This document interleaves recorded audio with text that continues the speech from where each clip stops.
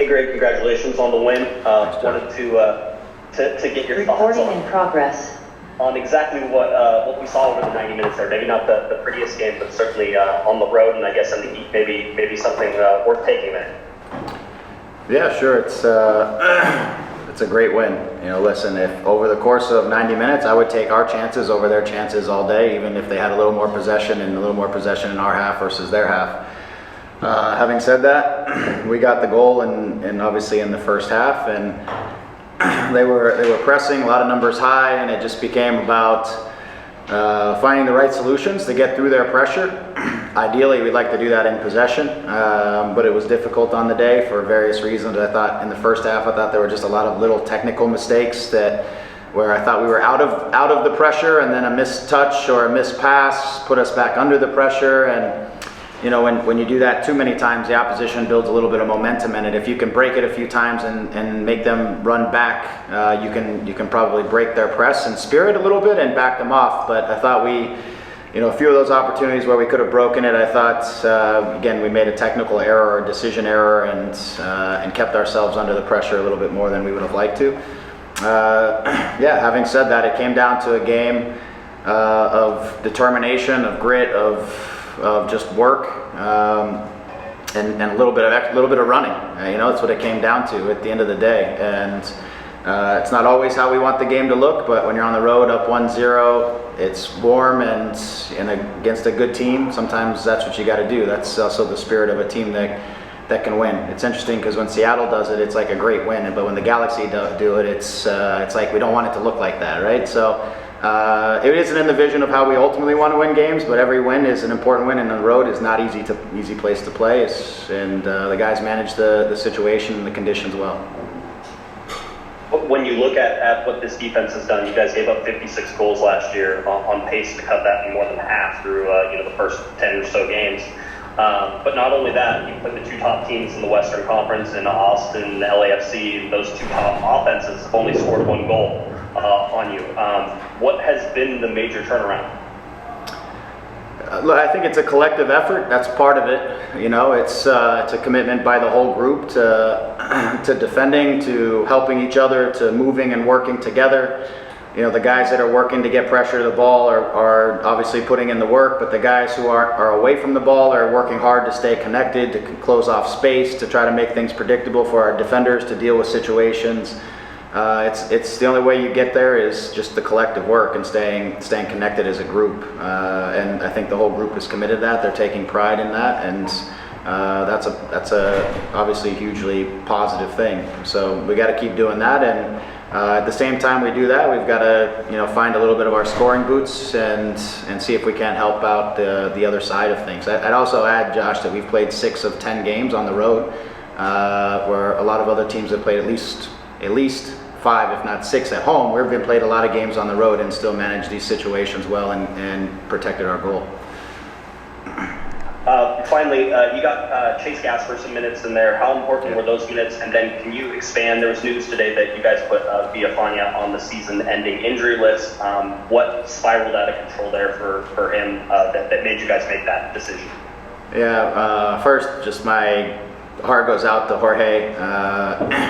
He has battled to try to get over this knee contusion. Is what he picked up last year. He kind of hyperextended the knee and ended up in a contusion that he struggled to get back from all year last year. We went in at the beginning, not we, but the docs went in in the off season to take a look at the situation, just to see what all we were dealing with, because he just wasn't healing. He was still having pain and couldn't get really power out of that leg, and they saw some cartilage issues, and so we tried to go, and Jorge wanted to go the sort of the least invasive time frame route to see if we could get that, if that could be the solution. So he, after having that surgery, pushed for 2 to 3, 4 months to see if that could be the solution. But he just, once he started to accelerate, try to do things at any kind of speed, it wasn't getting over the hill. So that became the point where he spoke to the doctors again, and the doc said, the solution to this is to have a little bit of the more invasive, if you will, surgery to try to correct it. And it's better for Jorge's career that he do that sooner rather than later, and try to get himself right and get back and continue on his career. But I feel for him, because the kid he's battled every single day to try to be with this team and to help the team out. And so that all kind of transpired. We had some feeling that he wasn't progressing, and so, as I said earlier in a different interview, that we were keeping our eye on the situation and sizing up just options in case Jorge wasn't going to make it, just in case. But we wanted to give him every opportunity to do so, and unfortunately for him, he just wasn't able to. As far as Chase, it was great to get him the minutes. I mean, it's not an easy game to come into on the back line in your first game, and have to deal with some situations and quite a bit of pressure and try to get connected to your team after just a few training sessions. But for me, Chase is a solid left back. He's going to give you a 7 every single day. He's going to make good solid plays. He's going to connect passes. For me, he's a starting type of left back in this league, and it was great that we had him today because we needed him. It also gave us a chance to push Raw a little bit higher, which maybe gave us a little bit of defensive presence, and somebody can dribble out of pressure sometimes. Just something that we wanted to see, and on the road we had a chance to just kind of get those guys going. Great, thanks, Greg. Appreciate it. Yeah. We'll close out with one from Alex Reese. Alex, go ahead. Hey, congratulations on the win, Greg. You just mentioned you guys pushed up Raheem a lot forward. How do you think he did playing up forward? We've seen him this season solely play at left back. In those around 30 minutes that he played as a left midfielder, how do you think he did? Yeah, I thought he did all right. I mean, I thought, there's instances, again, where he helps us to keep possession and he helps us to get out of our half of the field. He was a little bit of a target on some of our longer balls out because he's such a good jumper, which just gave us a little bit more of an option. A little bit more of a defender in certain situations, especially when we're at a little bit lower block. The things that he'll have to wrap his head around a little bit is his defensive decisions when he's in the midfield position versus when he's in an outside back position. There's a couple times he bit trying to press the ball high, and he left some guys underneath him that were a little more dangerous. So again, that's a little bit of something that he's got to again remember, and we've got to work with him a little bit on when he changes roles, just what that looks like from both the attacking and defending standpoint. But it's sometimes in the game like today, it was a little bit about just work, and he's a guy who's going to compete every minute, and he's going to work every minute. And I thought, in fairness, not just with Raw, I thought Daniel came in and gave us some good minutes down the stretch and found some good spots and helped us to connect to get out of pressure. So I was again pleased with his entry as well. And Sam came in and gave us some really good running. For Sam, he's gutted because he didn't score. I get it, but just the sprinting, the work, the dedication he gave down the stretch was huge for the group as well. And my final question, for the second straight game, we saw Douglas Costa, Fern Alvarez, and Kevin Cabral be the three behind Javier. Do you, I guess, maybe find it a little bit worrying that they really haven't gotten a rhythm together, and we've kind of seen just little sprints of where they've been really inconsistent? Yeah, I mean, I think it's a little bit of a work in progress. I think Douglas getting kind of connected to the group, and sometimes in the world I think that Douglas comes from, he's not used to having to grind through games, which is sometimes what happens in MLS. You just have to do the work and you have to grind because it's not a beautiful game every single game, and that's a little bit of it. And sometimes I feel like he's looking around waiting for the beautiful soccer to come out, and it's not going to be on a day like today sometimes. And so it's just getting him. I thought he had a decent start to the game. We needed to get him the ball to his feet, I think, early a couple of times where I thought he could go one-on-one. But some of that game where we just didn't have as much control, we didn't find time the way we wanted to in terms of our possession. We just gotta grind. I thought Kevin did a great job of setting up Javi for a chance at the end of the first half for us to maybe go 2-1. I thought he again does what he kind of does, which is he gave us some running. I felt like there's just some competition and some battle sometimes when ball's in the air, and these games where there's some fight in it that I still want him to give us a little bit more in those situations. and Efra it was hard for Efra to get as many touches on the ball. I mean, I think all the players up there struggled a little bit because we weren't clean in terms of starting attacks, which makes it difficult for that next line of players to get balls in advantageous situations to try to do some things. And so I think part of it's just kind of working through it, and guys keep continuing to grow and connect with each other in these different situations. It's the first time in 2 weeks or 3 weeks when a team actually came out and really tried to press us, right? The last 2 games, teams were so deep in their half the field, so it was a little bit of managing a completely different game than what we've seen over the last couple of weeks, which is something that we again have to get a little bit sharper at, and we just haven't seen it really for a little while, and so I felt like it disrupted us a little bit at times today. Very, very good. Hey, congratulations on the win. Congratulations on the shutout. Thank you. I was talking to Greg a little bit about this defense, and you guys gave up, I have to correct myself, 54 goals last year, and right now you're on pace to more than half that. Basically cut that in half. So what have you seen from the defense, especially in a game like this where it's not, I would say, very pretty in the way it was executed? Just team defending. Our shape, everyone's bought into it. The attacking players are defending properly. We're covering a lot of ground as a back four and midfield, laterally, and we just have a good shape, and we've conceded, I think, like 1 goal, which was a counter-attack from open play this season, and it gives us a chance to win every game, because if we can keep a 0, a 0, then we only need 1 to go in off the post like today, and then we take 3 points. So it's been a massive change to last season, and I'm a lot happier now just making 1 or 2 saves a game rather than last season making however many and then also conceding like however many.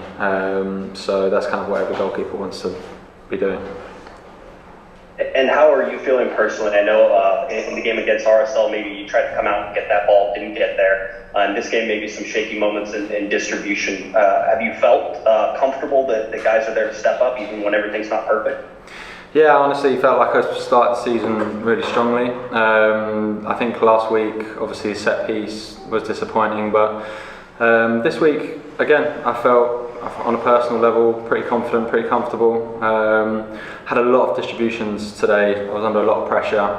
We were trying to play out through a press, and I felt like we were tiring as the game was going on, so I was trying to get maybe a little bit more creative than what I would, and sometimes they weren't coming off, so then our kind of last resort is to go start hitting Sasha long, which is really not what we want to do, but obviously from a fan or goalkeeping perspective it just looks better and safer, but that's not really what Greg or myself really want to do. I'd rather kind of be bolder, take a bit more risks, and try and play through pressure, and if that's not playing it short, then maybe trying to find people in midfield, and if it's not working because of myself, or if we're too tired or whatever it is, and make the mature decision and start going longer, which we did for the last 15 minutes. And I thought we actually managed the game really well. I didn't have that many saves to make overall.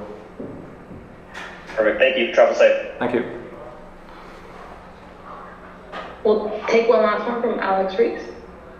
Hi, Jonathan. Hi. Congratulations on the shutout. One of the players that has really stepped up this year has been Segu Koulibaly. Last year, he had some moments where it was kind of inconsistent. What have you seen from him, from your perspective as a goalkeeper, that's really elevated his game this season? Yeah, I think he's been consistent. I feel like he's maybe a bit more settled, a bit more comfortable. Just here, even in training every day, and he kind of just needed that 1 or 2 good games, and he's kind of gained a lot of confidence from it. He felt the love from you guys, the media and the fans, and he's kind of benefiting from that feeling, and now he's using that momentum, and he looks pretty strong.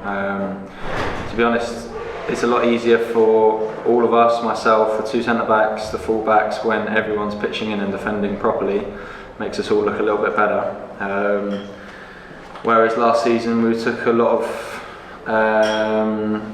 flack for being a backline conceding goals, but anyone who knows anything about football or soccer knows that it's not just the backline that keeps clean sheets, and the defence is very much 11 players on the field. So Yeah, I think for him personally, I'm really happy for him, and hopefully he can continue that momentum. Thank you. Safe travels. Cheers, guys. Thank you. Thanks, Vanney. We'll see you in LA. Hey, Mark, congratulations on the goal. Congratulations on the win. Thank you. Let's talk about the goal. I have to imagine it's not every day you score from 35 yards out. So what did you see on the play, and how did it sort of progress for you? Yeah, I mean, checked my shoulder, I saw some space, nobody was closing me down. I've been saying since yesterday and today to everyone on the team, get out of my way. I'm shooting today. I don't care what anybody says, I'm shooting. So it's kind of a joke I've been saying since yesterday. I've been putting it out there, and I saw the opportunity and I took it. And yeah, luckily it went in, and yeah, man, it was a good feeling. I know it hasn't been that long since your last goal you scored, I think for Toronto in October in back-to-back games. But what does it mean to score that goal in this game, in a game that maybe wasn't exactly the prettiest game ever recorded, but a game where you guys deservedly get 3 points?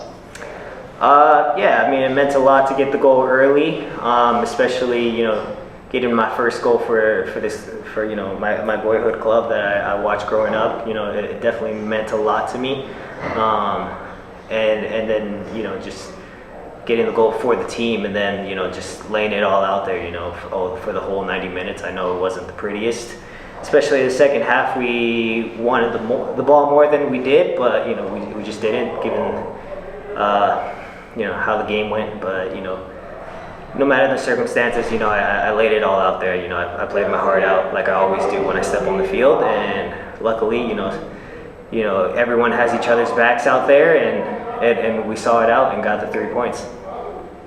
You're a particularly important part of this midfield as well. Usually whenever you're playing well, the LA Galaxy tend to play pretty well. What has made you so comfortable with this system, with the players around you? Obviously Greg is a part of that, but how have you been able to fit in so well?